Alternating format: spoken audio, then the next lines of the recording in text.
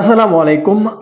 আজকে যেহেতু খেলাটা ব্রেক আছে, আজকে কিন্তু বিপিএল এর ম্যাচ নেই। কালকে কিন্তু আছে রংপুরের ম্যাচও আছে ১টার দিকে এবং সন্ধ্যে ৬টার দিকে আছে রাজশাহী বনাম নোয়াখালী।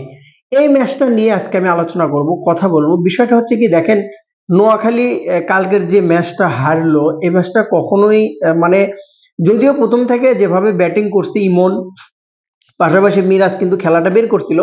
খেলাটা এতটা ভাবে সুন্দরভাবে বের করার পরেও কিন্তু ম্যাচে ফিরেছিল নোয়াখালী, বাট কিন্তু বোলিং এর কারণে হ্যাটট্রিকও করেছে, তারপরে ম্যাচে ফিরতে পারেনি। আসলে ক্রিকেট খেলাটা এরকমই অবিশ্বাস্য লড়াই করেছে। তো নোয়াখালী এবং রাজশাহীর যে ম্যাচটা আছে, এই ম্যাচটা ঘিরে কিন্তু বর্তমানে কিন্তু সম্ভাবনা, কারণ রাজশাহী কিন্তু একটা ম্যাচ জিতেছে, একটা হেরেছে। অপরপক্ষে নোয়াখালী ২টা ম্যাচই কিন্তু হেরেছে। তো বিষয় হচ্ছে যে রাজশাহী এবং নোয়াখালীর দুইটা একাদশ কেমন হবে, বা দুইটা হচ্ছে শক্তিমত্তার দিক থেকে এগিয়ে কে। ফার্স্টে আমি আপনাকে একটা কথা বলি, সেটা হচ্ছে যে যখন মোহাম্মদ নাবি এবং ওমর জাই কামব্যাক করবে নোয়াখালীতে, তখন কিন্তু নোয়াখালীর টিমটা অন্যরকম হয়ে যাবে। ফাস্ট বোলিং অলরাউন্ডার কিন্তু ভালোভাবে কাজ করতে পারছে না, যেটা কিন্তু আপনি ওপেনিংও যদি আপনি নোয়াখালীর ক্ষেত্রে দেখেন, সেই জিনিসটাও যদি আপনি ফলো করেন, সেটাও কিন্তু ভালোভাবে কাজে দিচ্ছে না। মাসাদা গাতো কিন্তু ভালো খেলতে পারছে না, যার জন্য অনেক ঘাটতি কিন্তু তৈরি হয়েছে। প্রথমে কথা বলার শুরুতে আমি বলে নিব যে রাজশাহীর স্কোরটা কেমন হওয়া উচিত, ইলেভেনটা কেমন হওয়া উচিত, এ বিষয়ে যদি আপনার সাথে আমি কথা বলে নেই। রাজশাহীর প্রপারই কালকে যে খেলাটা আমার দেখা, সেটা হচ্ছে যে ব্যাটিং এর অনেকটাই দুর্বলতা, এবং ব্যাটিং ওপেনিং টপ অর্ডারে আমি মনে করি চেঞ্জ না করাটা বেটার, কারণ ওপেনিং এ কিন্তু যেভাবে ওপেনিং যেভাবে রান করছে, তাতে করে সাহেবজাদা ফারহান কিন্তু রান পাচ্ছে না। তবে ফারহানের ক্ষেত্রে আমি বলবো, বাংলাদেশের আগে যেহেতু সিরিজ খেলে গেছে, সো তার এক্সপিরিয়েন্স, মোস্ট এক্সপিরিয়েন্স কিন্তু অবশ্যই আছে। সো সেদিক থেকে হয়তো বা একটা দুইটা ম্যাচ নতুন জায়গায়, নতুন বিপিএল এ যেহেতু এর আগে সে কখনো খেলেনি, তো সেদিক থেকে হয়তোবা নতুন জায়গা, নতুন কন্ডিশন একটু মানিয়ে নিতে অসুবিধা হচ্ছে। বাট নোয়াখালীর সাথে যে একাদশটা রাজশাহীর হওয়া উচিত, আমি আমার ব্যক্তিগত দিক থেকে মতামত মনে করি, যেটা তানজিদ তামিম, শাহজাদা ফারহান ওপেনিং এ থাকবে, শান্ত থাকবে, মুশফিকুর রহিম থাকবে, এবং আমি যদি বিনুরার জায়গাকে, বিনুরাকে বাদ না দিলেও দেওয়া যেতে পারে, আমি হাসান তালাতকে ফিরাতে চাই। এবং সে একটা পেস বলটা করতে পারবে, ব্যাটিংটাও তার কাছে ভালো, এবং গেল যে দুইটা সিরিজ ছিল, সিরিজেও কিন্তু ভালো, যথেষ্ট ভালো কিন্তু সে ব্যাটিংও করেছে, এবং দলের প্রতি দায়িত্ব নিয়ে কিন্তু সে ব্যাটিং করেছে। সো পাকিস্তানকে জয়ের দ্বার প্রান্তে নিয়ে গেছে। সো হাসান তালাতকে আমি চাইবো, এবং ইয়াসিরের রিপ্লেসমেন্ট হিসেবে আমি আকবরকে চাইবো।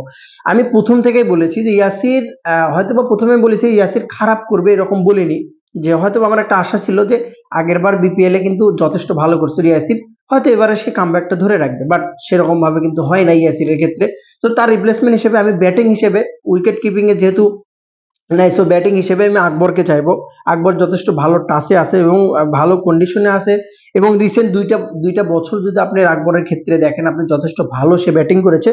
এবং আকবর আলী, মোহাম্মদ নেওয়াজ থাকবে, মশবি নেওয়াজের খুবই দরকার আছে, কারণ কবে খেলে দেবে তার কিন্তু বলার অপেক্ষা রাখে, যেমন কালকে ঢাকার হয়ে কিন্তু ইমাদ হোসেন খেলে দিয়েছে। তো তানজিদ সাকিবের কাছে অনেকটা ব্যাটিং আমি আশা করি, বাট ওরকম আশা আমি পাচ্ছি না। তারপরে সে থাকবে রিপন মন্ডল, বিনুরা ফের্নান্দো এবং হাসান মুরাদ। তো দেখেন, বিনুরার ক্ষেত্রে আমি বারবার বলছি যে বিনুরা ভালো বলার, এক্সপিরিয়েন্স বলার, ঠিক আছে, অনেক এক্সপিরিয়েন্স, বাট আমি সন্দীপ লামাচানেকে বাদ দিতে চাচ্ছি না। এটা আমি ব্যক্তিগতভাবে চাই না যে সন্দীপ বাদ পড়ুক। প্রয়োজনে বিনুরার হোক বা রিপন হোক বা একজন বিদেশি বাদ দিয়ে, যদি লামাচানি এমন একজন বলার, যে কোনো সময় কিন্তু ম্যাচের মোড় ঘুরে দিতে পারবে। সো তাকে আমি বাদ দিতে চাচ্ছি না। হয়তো বা ফ্ল্যাট উইকেটে ওরকম ভাবে ভালো করছে না, পিচ কন্ডিশনে যদি মিরপুর বা আদার্স বা স্লো পিচ হতো, সেখানে কিন্তু যথেষ্ট সন্দীপ লামাচানি ভালো করতে পারতো। বাট লেগ স্পিনাররা মার খাবে, উইকেটও পাবে, এটাই স্বাভাবিক। এই জিনিসটা আপনি কিন্তু ফলো রাখতে হবে। তো যে একাদশটা আমি বললাম, সে একাদশটা অবশ্যই আমি চাইবো, যে আহ, মোটামুটি বলা চলে নোয়াখালীর বিপক্ষে একাদশটা চাইবো। নোয়াখালীর একাদশ নিয়ে যদি কথা বলি, হাবিবুর রহমান একবারে ফ্লপ। ভাই হাবিবুর, একটা রিকোয়েস্ট তোমার কাছে, এটা অনূর্ধ্ব-19-এর খেলা না। এখানে প্রত্যেকটা প্লেয়ার টাকা দিয়ে কিনে নিয়ে আসে ভালো ভালো কোয়ালিটি ফুল বলার। তুমি যদি শর্ট সিলেকশন ভুল করো, প্রত্যেকটা বলে যদি ছক্কা মারতে যাও, তাহলে তোমার রান হবে না। প্রত্যেকটা বলে যদি তুমি বাউন্ডারি হাঁকাতে যাও, তাহলে তুমি হবে না। তাহলে তো কোনো ব্যাটসম্যানের কাতারে পড়ো না, খেলোয়াড়ের কাতারে পড়ে না, এমন ভাবে হারিয়ে যাবার, জীবনে আর কোনদিন কামব্যাক করতে পারবে না। তুমি স্ট্যাম্পের বলো 6 মারতে যাও, বাইরের বলো 6 মারতে যাও, অফের বলো 6 মারতে, তাহলে হবে না। এটা ক্রিকেট খেলা, আপনার শর্ট সিলেকশনটা 100% আপনি ঠিক রাখতে হবে, যেটা খুবই খুবই খারাপ হাবিবুরের ক্ষেত্রে। মাঝ সাদাকাতের কথা বলবো, ইয়াং নতুন ট্যালেন্ট, পাকিস্তানের যথেষ্ট প্রতিভা আছে, আমি বারবার বলি মাসাদা কাদের যথেষ্ট প্রতিভা আছে, কিন্তু প্রতিভার প্রতিফলনটা করতে পারছে না, শুধুমাত্র একটা ভালো লিডিং এর অভাবে করতে পারছে না। সৈকত তো তেমন কোনো খেলোয়াড়ের মধ্যে মনে করি না, চলে না, অচল, পিছে হুদায় ক্যাপ্টেন দিয়ে রাখছে।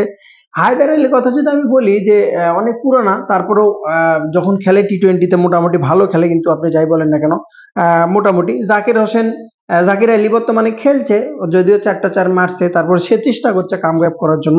থাক, নো প্রবলেম, সমস্যা নেই। জহিরকে যে আশাতে নিয়েছিল নোয়াখালী, সেই আশাটা কিন্তু কোটাটা পূরণ করতে পারছে না। সো নোয়াখালী টোটালি ব্যালেন্স টিমের ভিতর আপনি যদি একটু ফলো করেন, একটা এক্সপিরিয়েন্সের ঘাটতি আছে, যেখানে মোহাম্মদ নবী বা ওমর জাই বা কোনো সিনিয়র কোনো ক্রিকেটার যদি সামনে থেকে সাহস দিতে পারতো, লিড দিতে পারতো। আর যে দলের কোচ হচ্ছে গদা, সে দল যে টানা প্রথমে 8টা ম্যাচ হারবে এটা ধরে এলেন। ঢাকা ক্যাপিটালের কোচ ছিল, এখন বর্তমানে 17 নম্বর ম্যাচ কিন্তু হারলো গদা সুজন। মানে মানুষের একটা মানুষের একটা ধরেন আপনার কি বলে যে একটা রাশি বলে কথা আছে, কুত্তা রাশি যে জিনিসটা, সেটা মনে হয় সম্ভবত যতটুকু আমার মনে হয় যে গদা সুজনের কুত্তা রাশি ছাড়া একটা মানুষ প্রতিনিয়ত কিভাবে ম্যাচ হারে বিপিএল এ। 2টা ম্যাচ খেললো, 2টা ম্যাচই হারছে, এবং ঢাকার হয়ে 8টা ম্যাচ হারছিল টানা। তার আগের বার বিপিএল এ কিন্তু টানা 6টা ম্যাচ হারছিল। তো আসলে কুত্তা রাশি যাকে বলে। তবে নোয়াখালীর টিমটা মোহাম্মদ নাবি এবং হচ্ছে ওমর জাই যখন কামব্যাক করবে, দুর্দান্ত একটা টিম হবে, এবং খুব দ্রুত কামব্যাক করতে হবে। রাজশাহীর জন্য খুব খারাপ একটা নিউজ, সেটা হচ্ছে যে ফারহান এবং নেওয়াজ চলে যাবে। এটা একটা দুঃখজনক একটা নিউজ, যেটা আমার কাছে ভেরি স্যাড। তো দেখা যাক রাজশাহী না নোয়াখালী কে জেতে। কালকে সন্ধ্যে 6টায় দেখা হচ্ছে দু দলের মুখোমুখি। ভালো থাকুন, সালাম আলাইকুম।